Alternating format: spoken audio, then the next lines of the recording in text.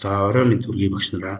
За хөтөлбөр боловсруулах явцдаа технологийн боломжийг богино хугацаанд оновчтой ашиглах нэг шийдэл нь бол магадгүй ChatGPT байж болох юм. Тэгэхээр ChatGPT-гээр хайсан мэдээлэл бид нэр өөрсдөө боловсруулалт хийгээд ингээд аваад ашиглаад явах боломжтой. За энийг ашиглахдаа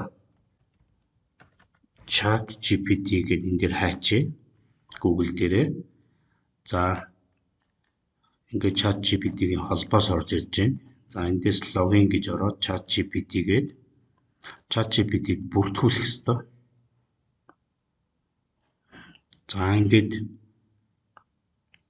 энэ дээр Gmail-лээ хийгээд ингээд бүртгүүлээд орчих хэрэгтэй.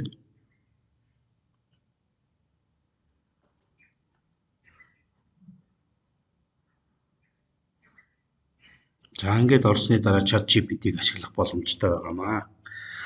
За жишээлбэл бид нэр хөтөлбөр боловсруулахдаа за номын сан судлал гэдэг хичээлийн хөтөлбөрийн талаарх мэдээллийг хаж үзье. Номын сан судлал хичээлийн хөтөлбөрийн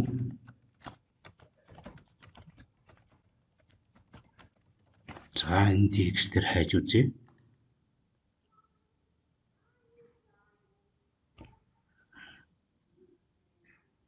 За ингээд ChatGPT маань хайлт хийгээд ингээд явж байна.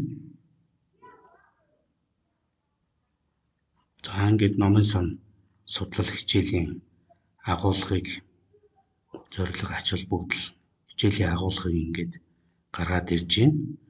За энийг нарийсгаад юу гэдгийг бүлгээр дахиад тавтаад хайж болно. Бүр наривчлаад мэдээллүүд гарч ирнэ. Тест. За ингээд үйлчлэгээгээд ингээд нэлийн дэлгэрэнгүй байдлаар энэ маань задраад ингээд явж байгаа. Ийм байдлаар мэдээллээ хайгаад боловсруулалт хийгээд ашиглаж болно.